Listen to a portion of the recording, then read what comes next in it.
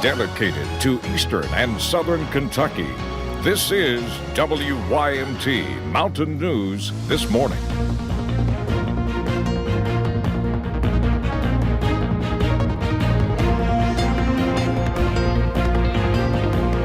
Good morning, I'm Lacey Roberts, and today is Monday, May 18th. Thank you for joining us on Mountain News This Morning.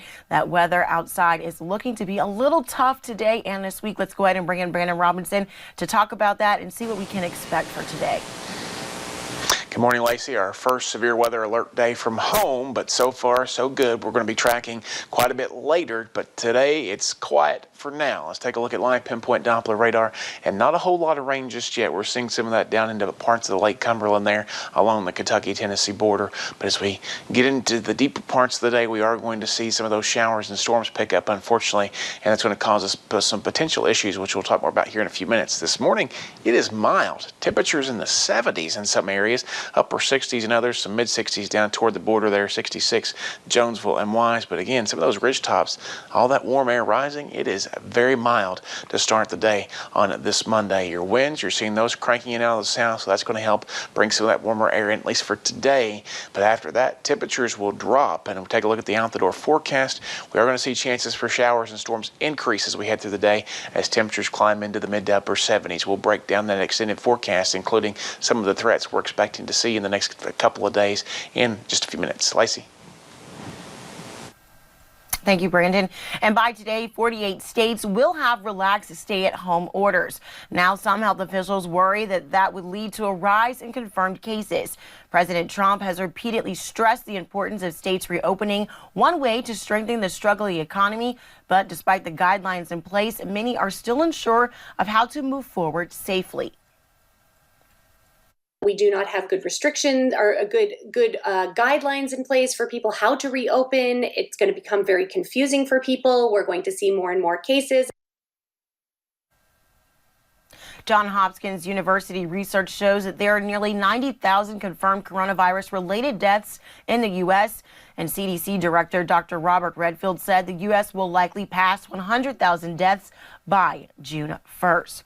And back here in Kentucky, Governor Andy Beshear did not give his daily news conference on coronavirus last night, but we do have an update on COVID-19 in eastern Kentucky.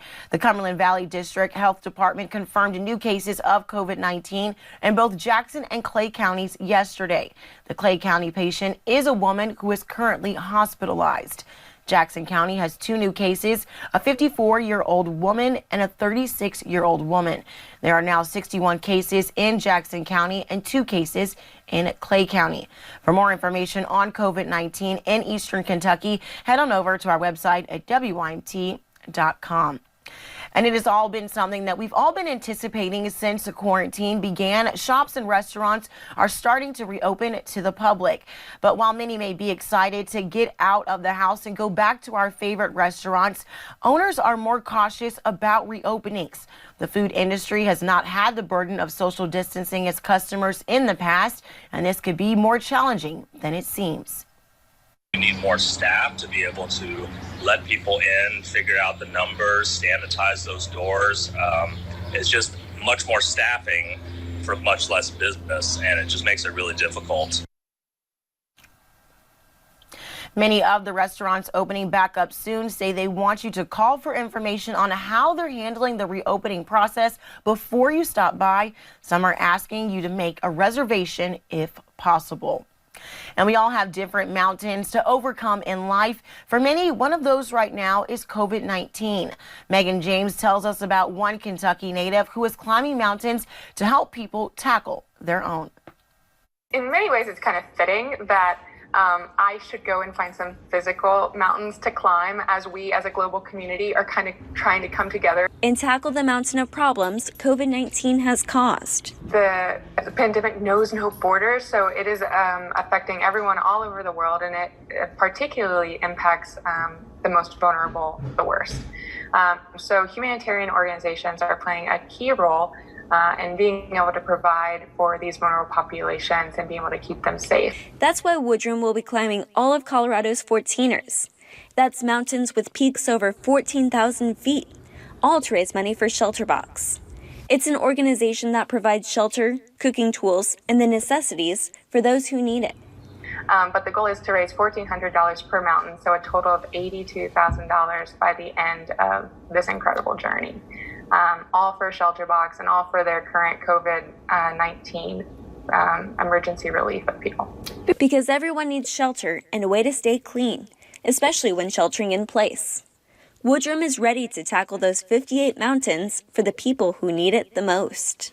It's going to be very challenging, but I'm really, really excited for this opportunity. In Lexington, Megan James, WKYT. And it is National Safe Boating Week. Coronavirus is playing a role in the latest Riverside guidelines. Heading to the water can be a great way to get out of your house, and boating is allowed in the state of Kentucky during this pandemic. But even outside, certain restrictions still apply. You still need to consider the social distancing. So your boat, depending on the size of it, yes, you're going to have to watch those big crowds and that type of thing. You're not going to be able to load it down. But for just you and your family, until everything does release entirely, it's a wonderful way to get outside. Experts say the number one thing you can do to stay safe on the water is to wear a life jacket. 84% of those who drowned in 2018 did not have protective gear on. Well, thank you for getting your day started with us here on Mountain News this morning. Coming up, after months of cleaning up flood damage, one Bell County golf course is finally able to reopen. Chances for showers and storms will ramp up as we head deeper to the day. We'll talk about some of the threats we're facing in about 3 minutes.